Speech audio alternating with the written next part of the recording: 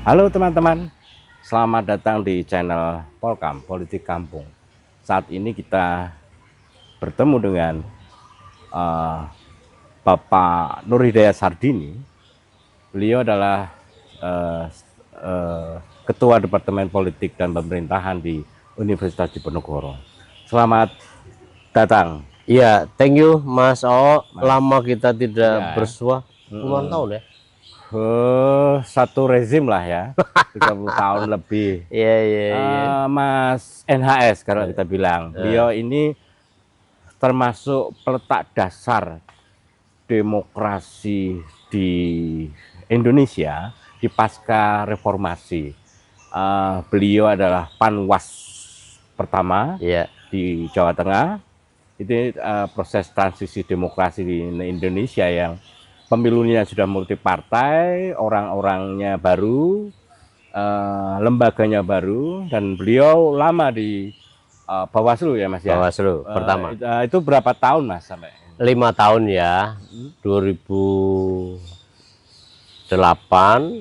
saya menjadi ketua Bawaslu. Lalu 5 tahun kemudian sebenarnya saya juga sudah mau kembali ke kampus, tapi Komisi 2 Pak Agun, Mbak Nurul, Pak Taufik, dan fraksi-fraksi mengundang saya untuk mendampingi Prof. Jimli. Oh, sedikit. Karena Prof. Jimli juga waktu itu ditawari oleh Komisi 2, dan itu lembaga baru Mas O. Ya, ya, ya. Jadi saya itu memang ditakdirkan Allah menjadi pendobrak lembaga-lembaga negara pasti di yang pertama.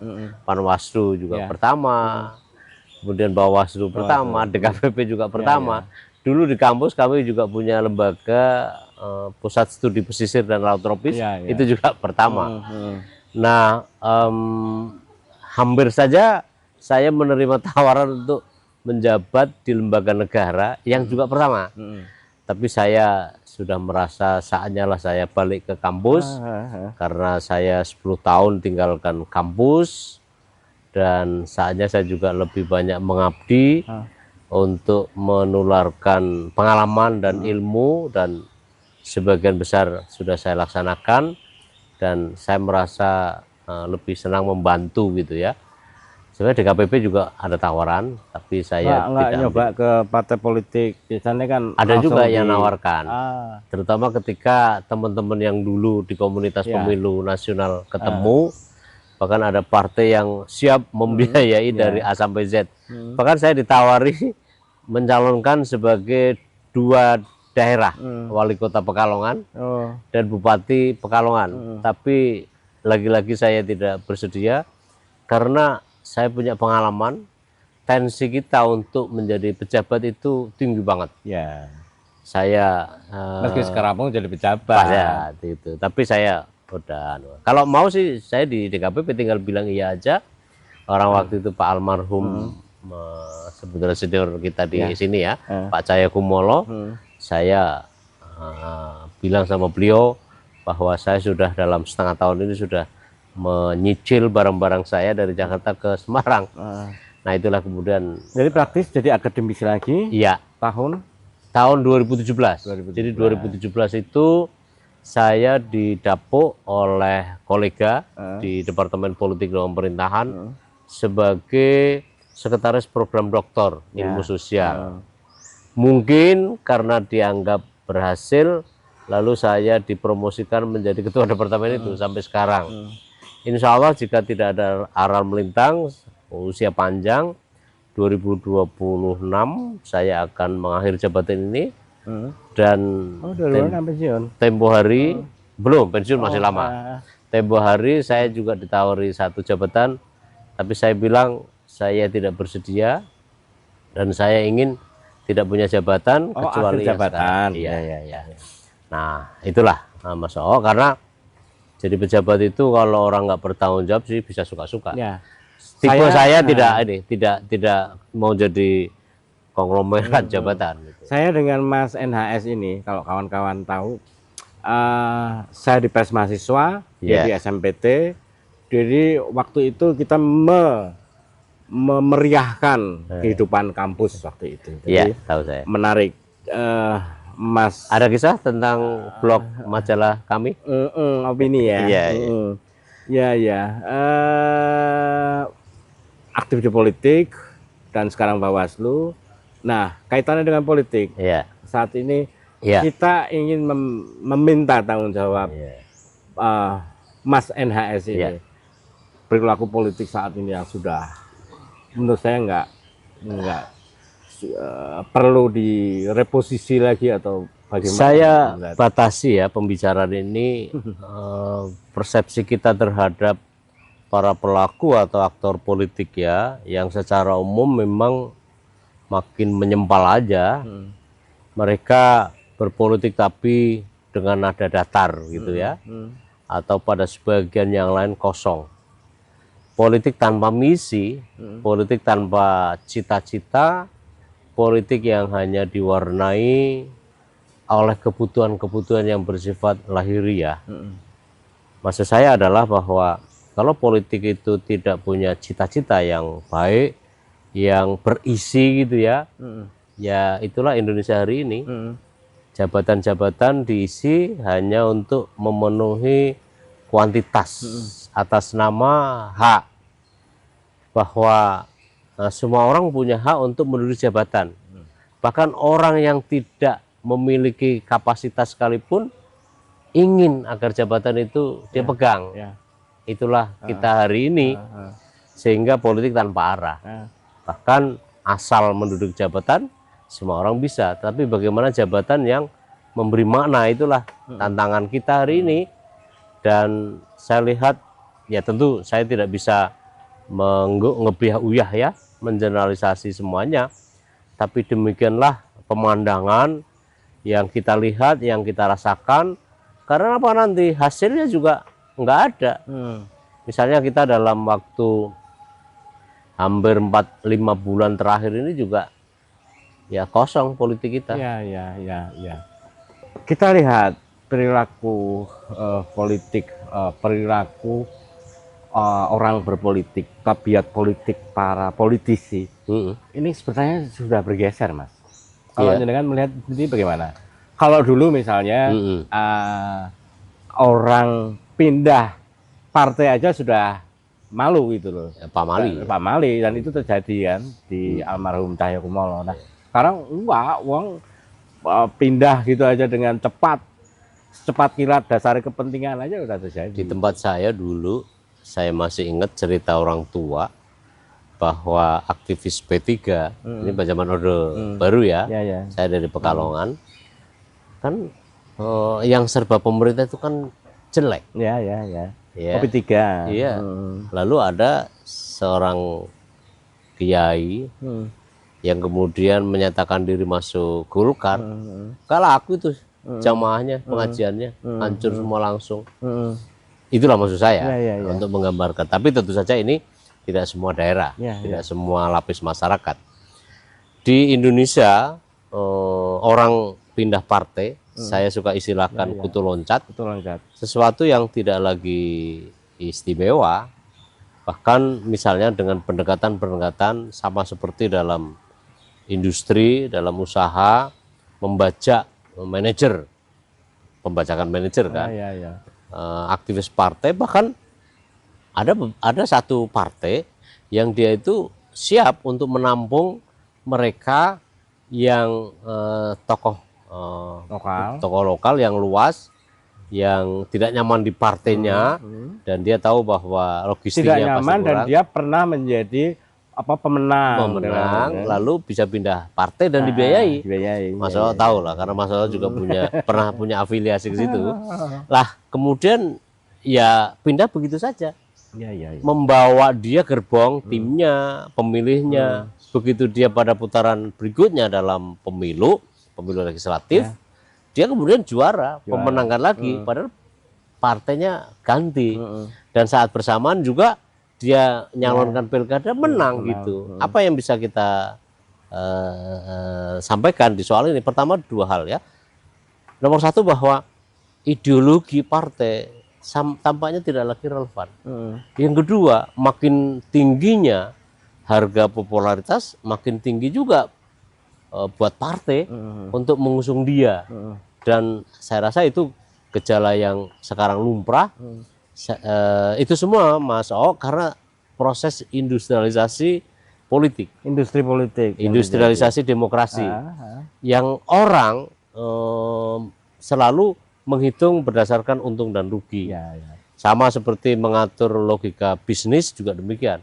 Ada loh beberapa, saya bisa sebut 1 dan 2 sih sebenarnya, yang mengelola partai dengan logika-logika bisnis gitu. Itulah muncul istilah firma partai firma. Partai yang digaji juga politisinya dengan gaji, bukan hanya volunteer hariannya, tetapi juga logika-logika usaha yang kadang-kadang ya ini berbahaya kalau ini terus-menerus ya. Nanti penghasilannya dari mana? Penghasilannya ya apa yang oleh kawan saya, senior saya juga sebenarnya, Kuskirdo Ambardi, Bung Dodi, itu disebut sebagai kartelian politik. Jadi akhirnya kan sistem kepartaian kita kan satu jenisnya adalah kartelian. Pergeseran itu terjadi kenapa, Mas? Ya pertama-tama orientasi orang berubah ya. Orientasi orang atau tuntutan partai? Ya akhirnya kan tuntutan orang. Kedua begini, karena tidak berideologi tadi, maka digantikan dengan ideologi pragmatisme. Orang berpartai sama juga dengan berbisnis gitu. Trade off ya, untung dan rugi, kalkulatif. Kekuasaan, ya. Yang itu semua berasal dari perkembangan sosial juga yang sudah semakin berubah. Pengabdian tidak lagi, berpartai tidak lagi sebagai bagian dari pengabdian. Kaderisasi dari bawah. Ya, cita-cita tidak lagi berdasarkan pada kemuliaan, tapi berbarengan juga disubstitusi oleh kepentingan yang kadang-kadang sesaat, gitu ya. Saya kira gejala ini umum saja di Amerika juga begitu. Kenapa misalnya fenomena Trump, dia kan dari kalangan usaha, yang benar-benar mampu menggantikan seluruh pemahaman kita tentang kemuliaan. Bedanya Amerika masih ada beberapa halnya adalah masih mempertimbangkan aspek lain tentang etika, tentang hukum, masih bekerja dia. Tidak salah juga sebenarnya kalau kita tidak salah dalam pengertian bahwa tidak terlampau itu sebagai sebuah masalah ketika hukum juga bekerja yang menjadi penengah. Nah di kita kan enggak gitu ya, gitu lah. Nah, kira-kira apa yang terjadi ketika ada pergeseran soal tadi etika politik segala macam, cara berpikir politisi sudah bukan menjadi politisi gitu loh. Apa yang akan terjadi Indonesia ke depan, Mas? Budaya malu kita udah enggak ada, makin berkurang. Orang melakukan kejahatan bahkan kadang-kadang kayak lifestyle gitu loh. Keluarganya koruptor masih juga nenteng produk-produk branding ya, yang itu jelas melukai perasaan mereka yang melihat bahwa perilaku mereka kok tidak seperti penyesalan, tidak ada penyesalan. Orang merasa bahwa apa yang dilakukannya tidak ada masalah, dan seterusnya. Seorang penjahat saja harus berstrategi untuk menjadi itu. Jadi di kita itu aneh, Mas. Kalau kita membaca biografinya Slamet Gundul, Slamet Gundul ini penjahat ya, tapi dia baik hati juga. Hasil kejahatannya dia bagi.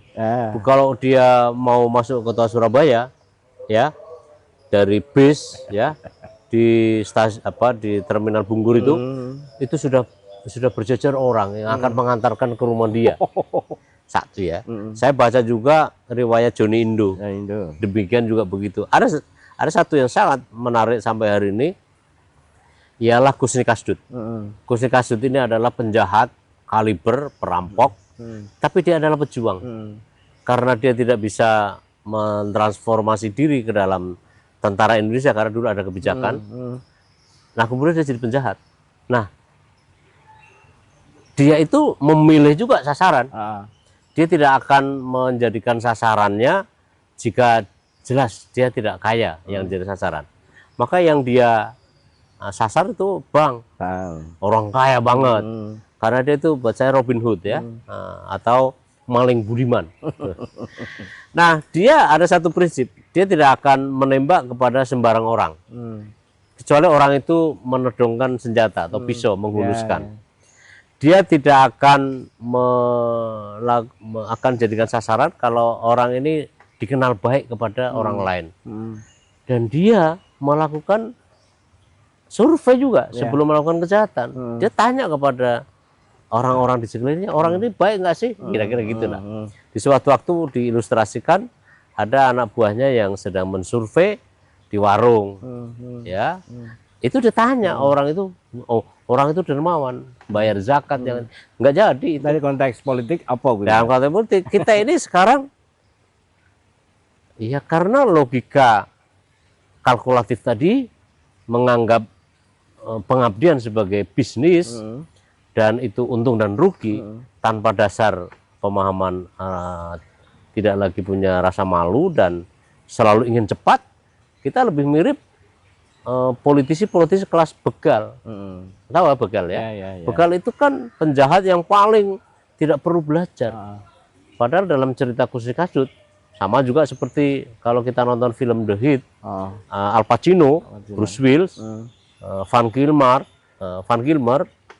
dan bertaburan bintang gitu, itu jelas bahwa untuk menjadi penjahat sekalipun harus tetap punya ilmu, punya etika juga, enggak asal gitu ya. Nah, kelas begal, kelas politisi kita lebih banyak kelas begal, hanya jadi buzzer tiba-tiba berpolitik dan dapat jabatan. Tidak melalui proses yang buat saya harus ada misalnya regenerasi. Sama juga di dunia penjahat, dalam cerita-cerita yang saya sebut tadi itu, proses regenerasi juga harus diciptakan. Kisah Godfather, Don Corleone, bapaknya sudah merasa sepuh, tua, tidak lagi segar dulu. Lalu siapa tuh yang ditokohi oleh Al Pacino yang masih muda, dia kan sebenarnya polisi ya. Tapi melihat keadaan seperti itu, dia diminta oleh ayahnya untuk menggantikan. Mulanya keberatan, tapi ketika tidak ada pilihan, kondisi objektif dan segala macam, dan harus dipertahankan. Lalu bisnis keluarga kan. Lalu ya Al Pacino inilah yang diperan Al Pacino ini akhirnya menggantikan bapaknya. Kalau tempat kita kan ya iso langsung. Kalau di kita malah membegal beberapa lembaga negara, ya akhirnya keadaannya seperti itu ya, tanpa melalui proses yang matang, yang dideliberasikan kepada semua orang. Tiba-tiba ada yang jadi orang nomor 2 di Republik ini langsung tanpa harus ini. Jadi kan lebih dari jalan tol. Ini jalur yang menurut saya akan melukai perasaan generasi muda yang merit system, yang punya cita-cita baik untuk membangun masyarakat, bangsa dan negara, tiba-tiba saja disalib begitu secepat kilat menjadi pejabat gitu. Nah, tampaknya itulah kita itu bablas gitu ya dalam melihat keadaan, yang keadaan itu kemudian mengabaikan bukan hanya aspek hukumnya tetapi juga etika gitu.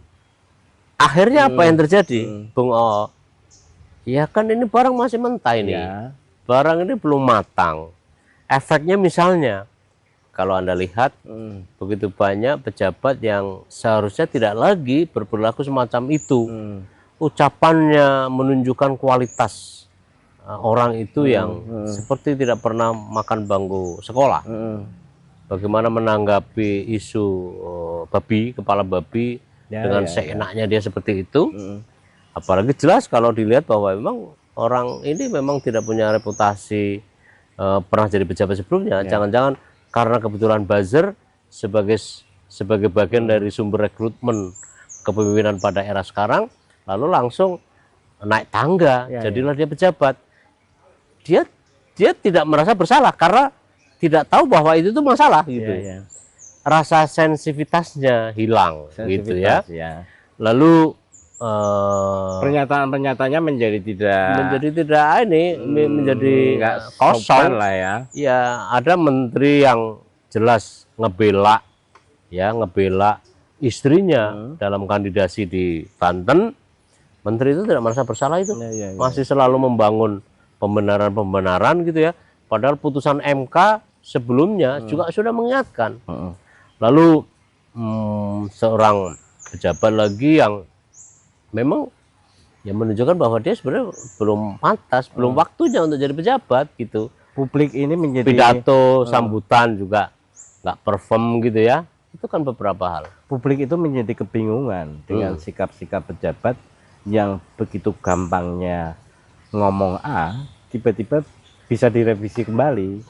Nah, itulah karena ya kematangan tadi itu efek tindal dari keadaan sebelumnya yang memang jadi pejabat itu harus sekolah dulu dah.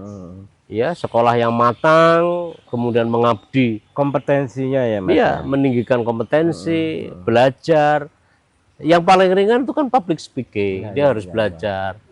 Kayak saya misalnya juga belajar di John Robert Tower misalnya, sekolah kepribadian. Prabowo merasa di media, Prabowo bilang bahwa ada sumbatan komunikasi politik yang gagal, sehingga dia harus mengumpulkan 7 redaksi media untuk dia diwawancari langsung. Kalau saya melihat bukan karena ada sumbatan.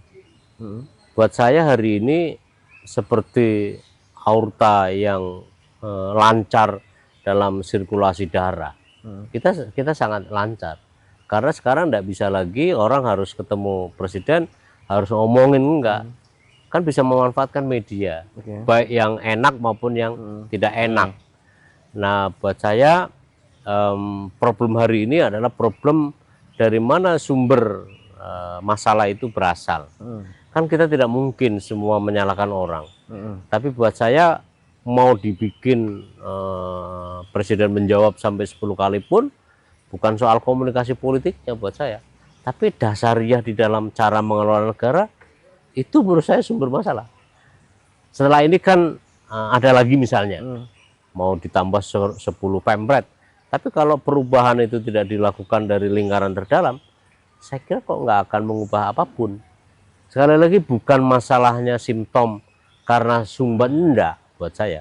Karena sejak awal juga pengelolaan ini tidak mendasarkan pada deliberasi politik, demokrasi gitu ya. Yang ditanyakan oleh ke-7 pemret yang disinggung, seperti boleh saya sebut 2 diantaranya. Pertama dari Uni Lubis, itu kan ada problem tidak dikonsultasikannya, bahkan tidak diketahuinya draft terhadap RUU TNI misalnya. Oleh Najwa ditambah dengan RUU Polri kelak. Walaupun kita bisa kesampaikan. Penyiaran yang itu. Penyiaran. Nah, bahkan setelah undang-undang diketok palu juga belum beredar luas di masyarakat.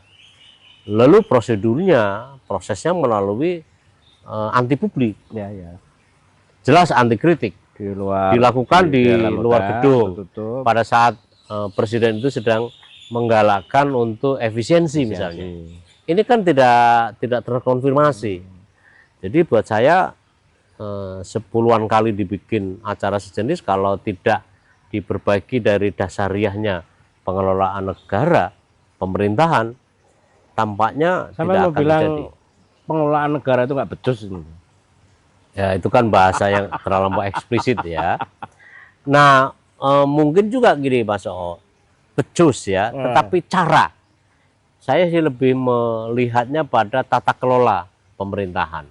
Padahal staf-stafnya orang-orang keren-keren. Masa pada zaman Pak Harto soal kebijakan Trump aja dilawan dengan impor. Iya, di soal itu ya, soal responsinya itu memang sangat tidak memadai ya. Saya itu melihat itu ya, misalnya Pak JK. Tempo hari kan dia menjelaskan problem utamanya. Saya rasa Pak JK itu tidak terkalahkan oleh seorang Hartarto. Saya memandang Hartarto dan tim ekonomi presiden ini saya kira tidak mampu aku lihat untuk bukan hanya berkomunikasi dengan publik, tetapi melihat detail persoalannya. Jadi pada waktu dia press conference itu menurut saya itu tetap aja satu arah. Bagaimana Menteri Luar Negeri juga harus tampil. Ya. Anda bayangkan begitu tidak dalam waktu 1 kali 24 jam, Sekjen Partai Komunis Vietnam sudah telepon Ya, sama Presiden Trump. Kita yang punya negara yang jauh lebih besar, PDB kita G20, kita bridge juga, ya walaupun ini bisa disangkal oleh Trump, tapi high perform. Nunggu lama. Itu menentukan. Jadi bagaimana kelihatan Responnya lama. Kementerian Luar Negeri, Kementerian Tim Ekonomi, apa yang disampaikan Bu Sri Mulyani adalah itu seperti pendapat pribadi, dan yang hampir pasti tidak terlihat bahwa ini kemudian menuju pada satu titik untuk menangani masalah ini. Quick respon menurut saya kurang. Mas, saya kira ini hanya resistensi politik ya pasca presiden. Menjadi bagaimana misalnya presiden dan wakil presiden ya lumrah lah ya, orang nggak seneng gitu ini. Tapi belakangan kebijakan dan pernyataan Pak Presiden saya lebih senang ya, berharap ya, karena Pak Prabowo ini kan memperoleh suara, perolehan suara kan signifikan. Itu artinya sebanding dengan harapan. Ya. Harapan itu pasti akan berbanding lurus dengan cara memenuhi terhadap harapan. Orang memilih beliau itu kan tanpa cek kosong, karena programnya yang dijelaskan, karena beberapa program yang menurut saya sekarang juga agak berantakan, seperti makan siang gratis. Jadi ada satu teori dari Ted Robert Guru itu, besarnya harapan itu berbanding lurus dengan kemungkinan besarnya kekecewaan. Ya. Jadi, dan jangan disimplifikasi bahwa orang yang mengkritik sama beliau itu karena orang tidak suka. Kalau saya memanai kritik itu bagian ekspresi dari rasa cinta kita kepada pemimpin kita, gitu ya. Jangan disimplifikasi dan seolah-olah ini urusan pribadi, enggak.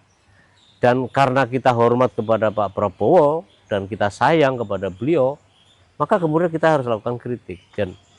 Dan kawan yang baik adalah, sahabat yang baik adalah mereka yang memberi masukan, gitu. Saya juga masih berharap tuh Mas, pertemuan Prabowo dan Bu Mega menghasilkan satu. Nah, menurut pendapatnya jenengan, saya ingin menyinggung soal satu hal tentang betapa kapasitas pemilih kita ini memang memprihatinkan. Saya setiap hari pulang pergi kemana-mana pakai go-kart, ya. Mereka mengeluhkan. Saya balik bertanya, itu bukan masalah Pak, karena Bapak lah yang memilih. Jadi Bapak juga harus bertanggung jawab. Jadi kapasitas pemilih kita itu memilukan. Kita masih terbiasa untuk ya gampang diberi uang, transaksional itu ya. Transaksional tadi. Kalau kita kembali flashback ke Megawati, pertemuan Megawati Prabowo, saya kok melihat justru riuhnya Prabowo saat ini ya karena Megawati belum bertemu Prabowo. Saya memikirkannya adalah Indonesia buat saya gini Mas, kita masih lebih boleh memilih ribut dalam pengertian kritis untuk perbaiki keadaan daripada stabil, tenang, tetapi sebenarnya itu sedang menikam secara kinerja. Saya tidak melihat bahwa masalah seperti sekarang itu sebagai sebuah kecemasan demokrasi. Buat saya enggak masalah, tapi ingatlah bahwa ada sebagian orang hal lain, pihak lain yang bekerja untuk mengingatkan.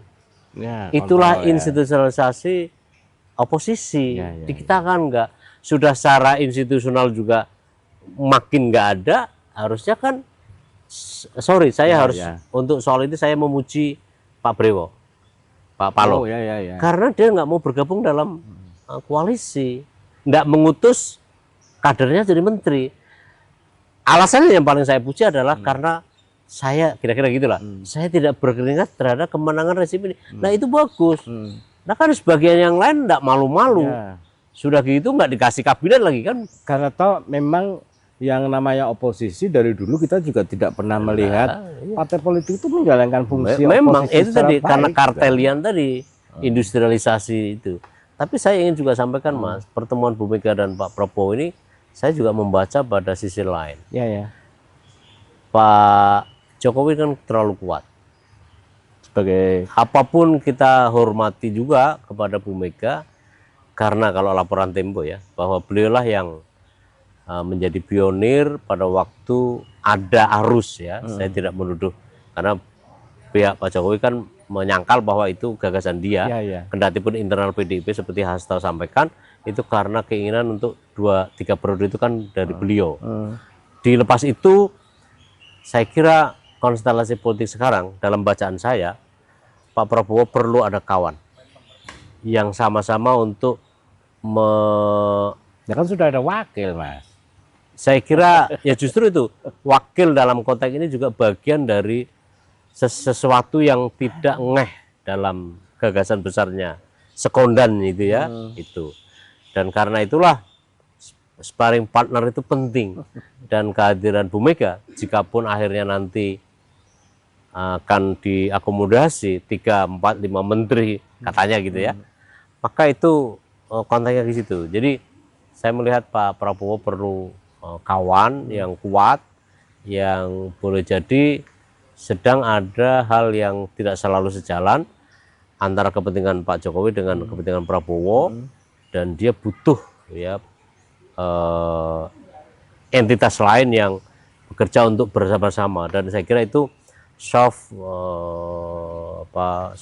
politik gitu ya, supaya kemudian apa yang dihadapi itu Pak Prabowo tidak merasa sendirian gitu. Saya sih melihatnya konstelasi politik yang mengharuskan untuk tidak hanya, karena selama ini tentu saja bukan berarti Pak Prabowo tidak mendengarkan suara publik bahwa harga rupiah, kurs rupiah yang semboyongan di hadapan dolar, bahkan 1-2-3 jam hampir 17.200 gitu ya. Dan kemudian investasi juga tidak seperti yang dibayangkan, dan kita bertanya undang-undang Omnibus Law ya. Omnibus Law. Apa namanya? Omnibus Law. Jadi kok jadi bersilat. Ya. Itu kan sebenarnya untuk menderaskan investasi. Ya, ya. Sekarang kan omong kosong semuanya. Nggak ada efeknya soalnya. Untuk menambah lapangan pekerjaan, no. Ngeri lagi dan antara itu, Mas. Udah kayak gitu harus dan antara itu. Kenapa? Karena ini persoalan trusting yang harus dibangun. Dan boleh jadi seperti orang bilang bahwa karena ada resistensi terhadap entitas lama, maka kemudian dia tertahan. Ini kan soal trusting, Mas. Mas O punya uang, mau ditanam di satu negara. Mas O kan harus tahu senyaman mungkin bahwa uang itu tidak diapa-apain. Nah, konteks Indonesia hari ini buat saya, dalam saya membaca seperti itu gitu. Dan itu juga dikontribusi oleh entitas lama, yang entitas lama ini bagi pelaku investasi dari luar ini dianggap tidak menyamankan gitu. Ya wajar, karena itulah buat saya mau disangkal berapa kali pun, mau ada dialog apapun gitu ya, bahkan kemudian timnya apalagi tidak cepat ya, tidak quick respon, itu saya kira itu simptom. Problem dasarnya adalah tata kelola pemerintahan yang baik. Ya, yang baik. Saat ini kepercayaan publik ya hilang dengan lembaga negara, dengan pejabat negara, karena ya ulah mereka sendiri kan korup, kalimat-kalimatnya yang tidak tertata kalau rapi. Kita dengar pepatah orang Jawa yang kira-kira begini, deriknya bunyi bambu bukan berasal dari luar, tapi berasal dari gesekan di antara mereka. Saya melihat bahwa sekarang itu sedang terjadi proses gesekan itu, yang ibarat dua lapis tanah yang sedang akan bertemu, itu pasti akan menimbulkan deriknya. Dan saya kira revolusi itu akan dalam konteks seperti itu. Walaupun saya tidak melihat bahwa akan terjadi revolusi di Indonesia, gesekan antar pemain inilah yang sedang mengkonsolidasi diri. Itu justru dengan kehadiran Bu Mega misalnya, jangan-jangan dalam rangka itu. Tidak mungkin akan satu-satu terus. Karena orang kan menentukan menggaransi situasi. Situasi diproduk oleh orang dan sebaliknya. Demikian juga dalam pengambilan keputusan, orang tidak bisa menggaransi apapun kecuali dia kredibel. Nah, sebagian besar orang melihat menyorot terhadap lapis-lapis dalam dinamika politik di Indonesia kan orang dalam yang menjadi pelakunya. Kan Pak Prabowo ini kan benar-benar bersyukur karena apa? Semua berada di pihak beliau, sebagian besar. Tidak ada kekuatan yang tersisa manapun kecuali secara personal dan kerumunan itu membunyikan diri secara kritis, tapi secara institusional resmi itu ada di beliau. Kendati pun itu juga, Mas, ya. Itu modal sosial yang luar biasa. Kalau kita apa sih masalahnya? Kan begitu. Ya, itulah. Ada viral pernyataan Mas NHS soal deliberasi ya, soal IKN yang tidak lewat sosialisasi yang panjang, pindah ibu kota kayak pindah kos-kosan gitu. Itu gimana? Gini Mas, kecenderungan dalam 10 tahun terakhir, terutama intensi sejak 2016, negara itu terlampau percaya diri. Institusi negara itu tampaknya tidak lagi memerlukan dukungan publik. Kendati pun dia kembali di 2019 untuk meminta dukungan lagi, tapi kemudian setelah itu kan cuek. Institusi negara itu independen, dan itu yang terjadi di Indonesia hari ini, karena semua masuk dalam sekondan yang sama. Dan semua produk perundang-undangan nyaris lahir dalam konteks anti publik. Undang-undang KPK, undang-undang Omnibus Law, undang-undang RUU ini MK, dan apapun lah yang Mas O bisa sebut, itu adalah anti publik. Apa kausalitasnya? Karena memang negara ini percaya diri. Pengambilan keputusan di legislatif lancar, jalan tol, termasuk stempel aja dia kan. Ya, RUU TNI yang sekarang harus saya baca dalam konteks itu. Public hearingnya nggak ada. Nggak ada. Ya, istilah MK adalah tiadanya partisipasi politik yang lebih bermakna gitu. Nah, itu menjadi catatan. Ya kan aneh Mas. Kalau dia bilang, lah kan sudah punya wakil rakyat. Nggak cukup. Bahkan di negara-negara demokrasi manapun, saya masih mau sebut Swiss, itu nggak cukup hanya dari institusi, karena dia juga harus berkonsultasi. Bila perlu referendum. Kita nggak mengenal referendum, tapi buat saya sekelas referendum yang saya bayangkan ini undang-undang yang sangat menentukan terhadap, dalam kata-kata saya adalah simbol negara. Ya, harusnya dibicarakan juga. Jangan sampai semalam mimpi tentang ibu kota negara, esoknya disampaikan bahwa kita perlu pindah ibu kota. Sama seperti kos-kosan ini sudah nggak aman. Udah kita pindah aja besok. Pindah. Itu kan kos-kosan Mas, 1-2 orang. Makrifatnya adalah 1-2 orang. Nah, bagaimana dalam dalam sekondan Indonesia yang dari Merauke sampai ke Sabang, 247 juta orang, kan terimpact terhadap semua. Bagusnya adalah konsultasi kepada publik, pro publik. Karena itulah kita republik ini, res publika gitu. Mas, catatan terakhir, kira-kira Indonesia mau kemana? Kalau orang bilang Indonesia gelap, mendingan kabur dulu. Jangan dilihat itu sebagai sesuatu yang serius. Pesannya harus ditangkap Kritik. bahwa kita sedang jujur saja, nggak baik-baik saja. Dan karena itulah harus ada perbaikan. Iya, iya. Perbaikan kita mengharapkan dari siapa? Tidak bisa level menengah kok, apalagi bawah. Apalagi kelas menengah kita sekarang lagi runtuh, Betul. menuju ke kemiskinan baru.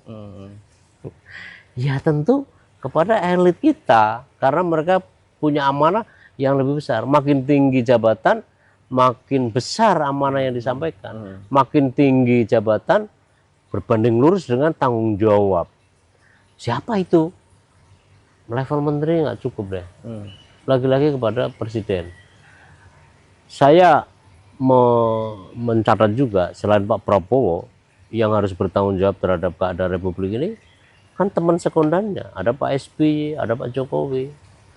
Pikirlah supaya ada arah yang makin jelas, yang kira-kira itu tidak menambah masalah makin. Apalagi ini Barunya. situasi dunia seperti ini.